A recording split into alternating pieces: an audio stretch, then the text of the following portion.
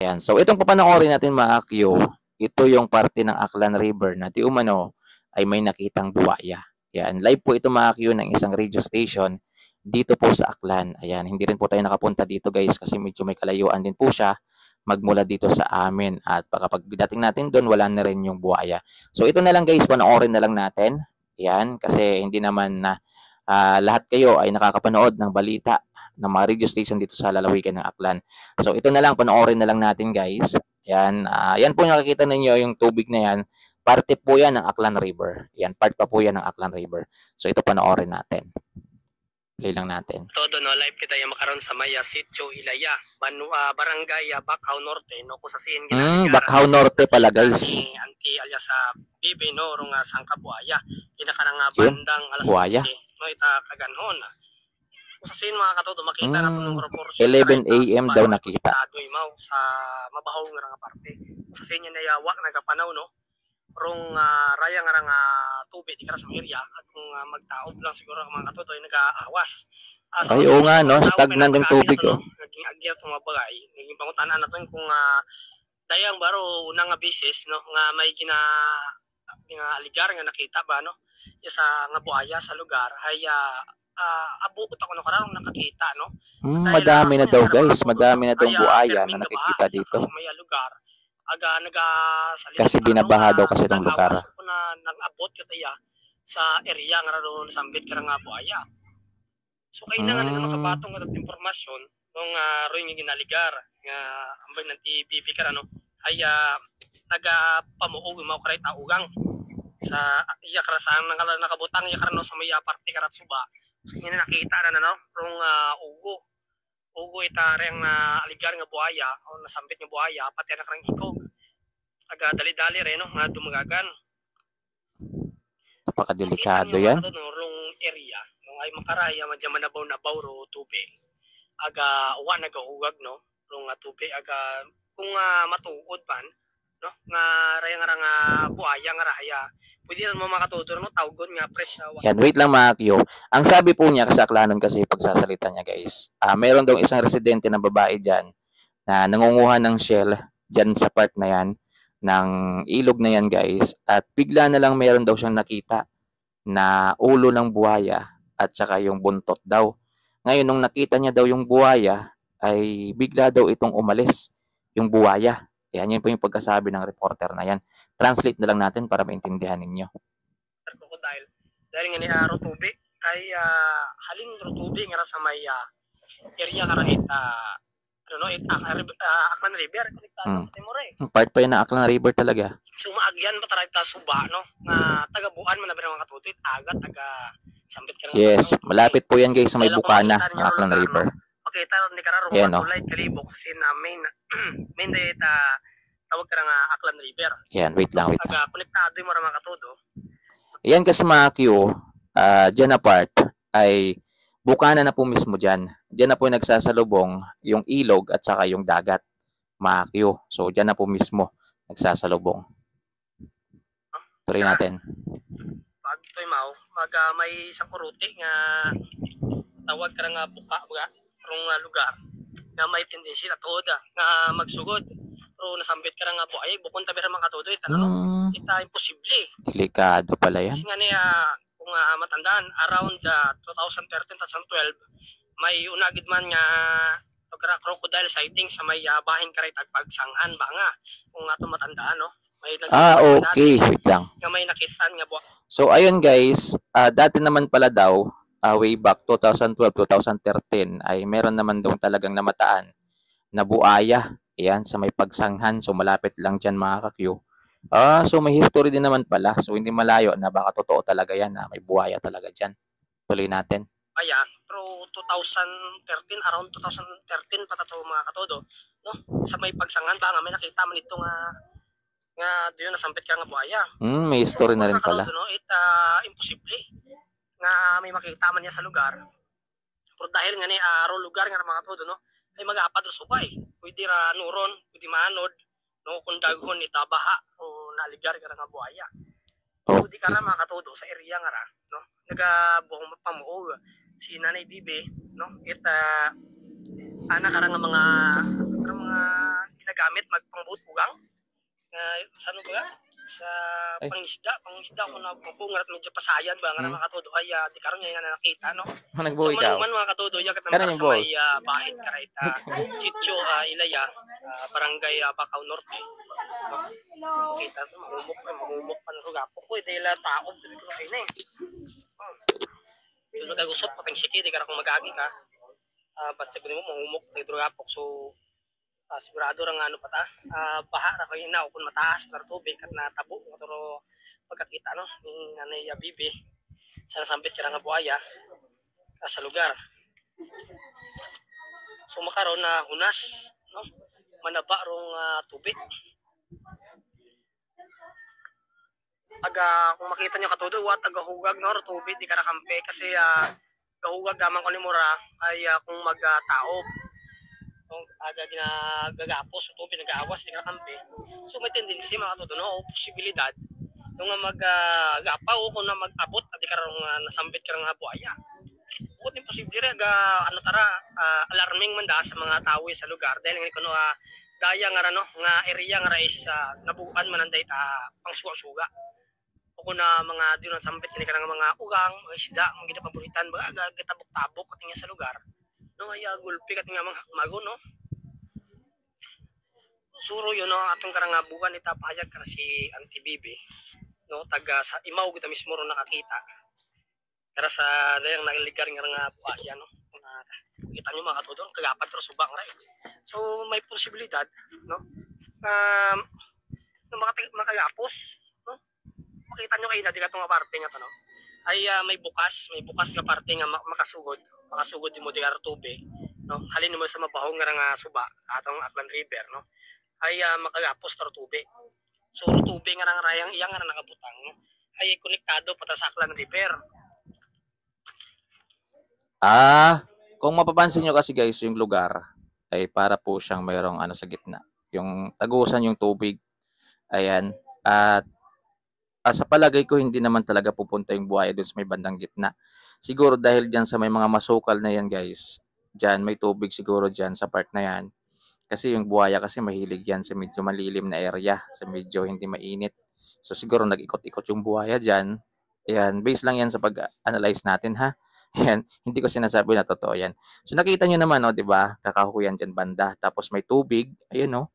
Yan, siguro dyan banda, dito banda na to, ay dyan nagtatago yung buhaya. Ayan, so siguro yan yung favorite spot niya. Ayan, so tuloy natin. Around mga katuturo area, no? So buwan ng try papayag si Nanay Bibi. No, anong din isa nang nakita kung anong oras gid baga ngayon sakto. Umuunor itsura ay buhaya.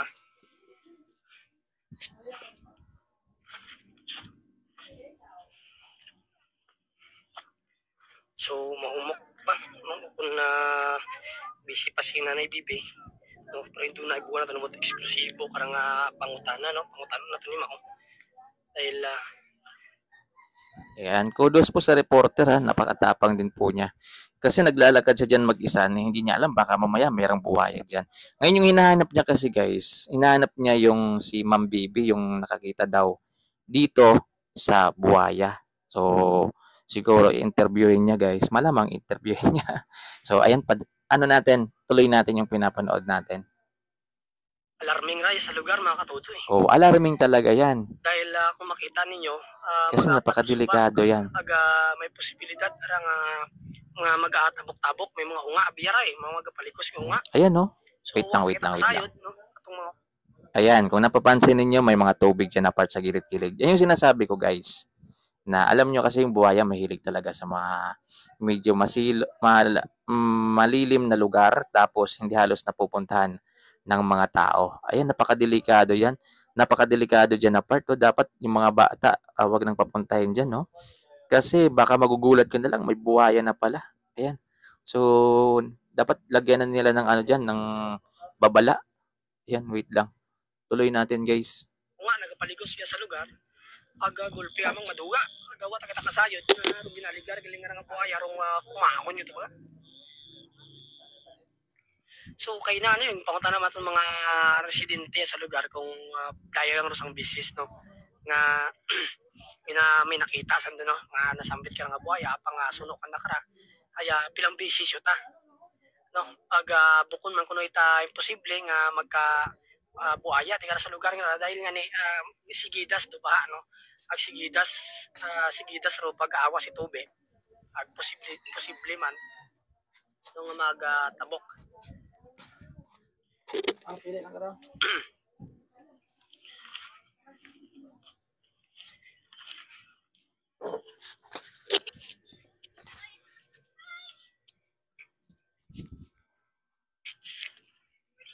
So magto kita mga katudok kay Nanay Bibi. No? Pungutaan na kita kara no kung Ayan, pupuntahan niya guys yung residente na nakakita ng buhaya. Ayan no. Si Nanay Bibi daw kung tawagin.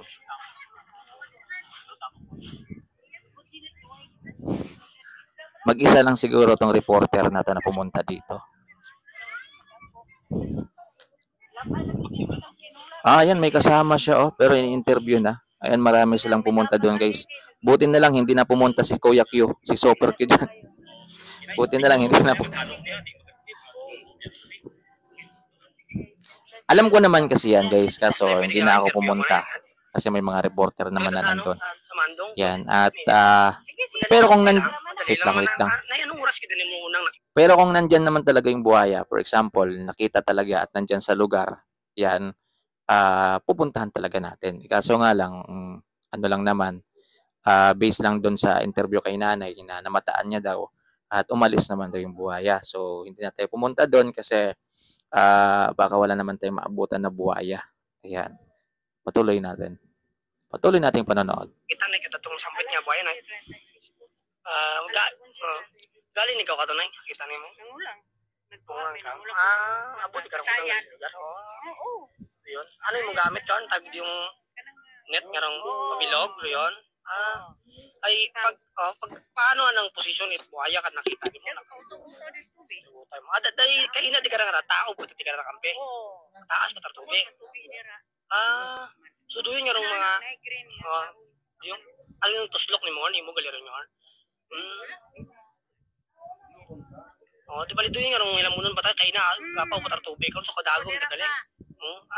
Ano bukon pa dadayang sa bisis siya tarang aging aligang may nakita dila sa lugar na nakita na ko ako lang isa din ng ulam na mamunto kay ulam bahaba plan ulan baha pagbabaha ron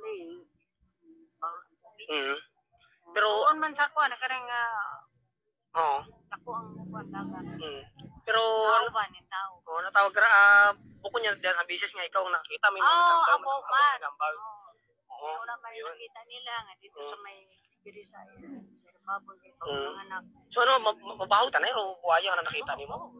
Baho di mo. Kung imong ma-describe mo kung muno gid mabaho ba? Baho ta. Itaason ha. Panganga na di sa isos. Delikado ta rin. Siyempre, ano ginapaligsat mo nga di ka kamper nay. Dili sila. Pero may mga unga nga nagatabok-tabok di ka ra nagagtuag tuman para mangisda masanda. Yun. Aga pa mo niya. Uy, delikado ta rin, alarming na dahil wag kita kasayod, no? Ang nagano ta kita, nagatabok-tabok, nagapangisda, kita kara, gulpi ka timong magon yung baga. Do yun. So, ano yung report ni Maranay? Ito kay Kapitan, good matawat action mo, no? Gani, kulang magsugit. Kaya ano, good pasig yung bangkay gani ang mga silingan ako diri sa mga pati. Hindi sila magpati kay mo. Ikaw na ikaw nakakita no? Mananagat. Kung nakita mo tayo, ikaw tamis mo nakita no? Wala talaga ninyo nakita. Ay kayo na, nagagi kami ito, no? Gipangutan na mo sa ante kung sambilog ang bara, kung ano ang, kung ikaw ang baraw nang nakita, bayo nanda naman nakara, no? Ay, abo masana nakakita, pero wari kunot kapati. So, wari ka plano. Ayan guys, hindi lang pala siya yung nakakita. Marami din daw silang nakakita. Ayan no? Grabe naman dyan ang lugar na yan. Napakadelikado. Naabot ng tubig, pero yung tubig stagnant. Ayan, tapos may mga kahoy pa dun, no? Ditong side, may mga kahoy pa. Delikado talaga yan. Pabot kay Kapitan para ano bang aksyonan? Ako lang yung ganin ninyo. Nagapa na, ang ginasa dinar. Agad tuod, no? Agad. Solusyonan ba? So, yun. Para masolusyonan, hindi pa isayod sa dinar. Dahil bukod man nabira na no, imposible nga sudlon buhay kasi gataas ro tubig. Kung imo kay nang naadlaw no. Pagtao ba na din ng tubig. Makon mo tubig, abot na yung hilamunon. Istaranan jud ang posisyon, istaranan jud og buhaya. Maistaran. Naana na ba dirigid ang mga nipa nga nagtubo di nga nadala sa tao. Singit mo kami kahit partit suba ni mo nakita ko na. Di ka sa medyo yung green nga rong napakadelikado pala. Di ka. Ayan, diyan na pala nakita guys, oh. Dito niya pala nakita. Ayan, oh, dito. Ayan, dito niya nakita yung buhaya. Ayan, oh, napakadelikado diyan na lugar na yan, guys. Kasi kung titingnan ninyo, ayan, kakahuyan na. Tapos yung tubig papasok doon sa loob. So hindi talaga magkakaila natin guys na pwedeng bahayan talaga ng buhaya diyan. Ayun oh. At kung mapapansin niyo parang hindi na napupuntahan ng tao yung area na yan. Ayan kasi medyo may tubig. Ayan, stagnant yung tubig at kakahuyan na doon na part. So delikado talaga diyan. Kasi dapat maglagay na sila ng babala. Hindi mo nabutang yung mga nabutang mga pasayan, mapangbuot pasayan nga lang. Oo, niya siya dira pud utaw lang. May diyan wala na naabdan ko. Hindi, muro siya kititit mangali, sina kami lagi nagtakas dito, dito sa kape, sa tabok. Tapos sumugid ko tayo yun. Tapos pagbalik ko tani mo, pagbalik nimo, wow ta. Wala. Pagbalik na kay buhay mo. Oo. So doon malang nay, ang nga salamat kita, salamat na sa oras so mga katudoro yun no, rong panayam ka rin kung napahayag ka ni Nanay Bibi no, nga nakakita sa nasambit ka nga buhaya yakar sa lugar. Yung nangyari daw guys, bali nakita niya na yung buhaya dyan. Ngayon, medyo umalis daw siya, siguro nagtawag siya ng kumbaga mga kasama na para ipakita na may buhaya talaga yan. Ngayon, pagbalik nila guys, wala na daw yung buhaya, umalis na daw. Ayan. Grabe, dapat mag-conduct dito ng search and rescue sa buhaya na yun, guys. Kasi mahirap yan kasi yung buhaya bawal talagang patayin yan, 'di ba? So, although napakadelikado po niya, pwede siya makapatay ng tao, pero kailangan talaga magtawag na sila ng expert. Ayan, para hulihin ng mahinahon yung buhaya na yan. Kasi kung mga tao lang yung makakahuli diyan, sasaktan talaga yan, hindi talaga mawawalan, hindi nila sasaktan yan, papaluin yan kasi hindi sila expert So dapat talaga magtawag na sila ng expert sa marunong talaga maghuli dito sa buhaya para maging safe yung buhaya. Ayan, para ma-turn over sa DNR ng maayos na walang sugat, na walang galos yung buhaya. Kasi kung taga dito lang talaga yung humuli niyan, ay masasaktan talaga yan. Mapapalo talaga ng kung ano-ano yan o baka mabaril pa yan. So, dapat talaga magtawag sila ng expert sa paghuli dyan para ma-turn over ng maayos, ligtas. Kaya nagaling mga katodo, no, tubig, hindi ka rakampi, ay mataas tayo. Kung makita nyo rin nga, green nga ron nga, ilan mo nun, ay agagpas ko ng tubig. No, isipon mo. Ay, pagbukod na rin mga katodo, imposible man matuod nga sudlon. Nasambit niyo buhay nila, nagagapag gumapaw mo karon makikita ninyo naba man ang proportion kahit agapok no, ay may posibilidad man tayo no masugod di kara kung nasambit ka nga buhaya aga hamba ni nanay kinaay babahutag nagatitiit ka nakarakaina katay mo kato ay nagabuhit ng sambit ka nga lambat nga pangdakop tugang.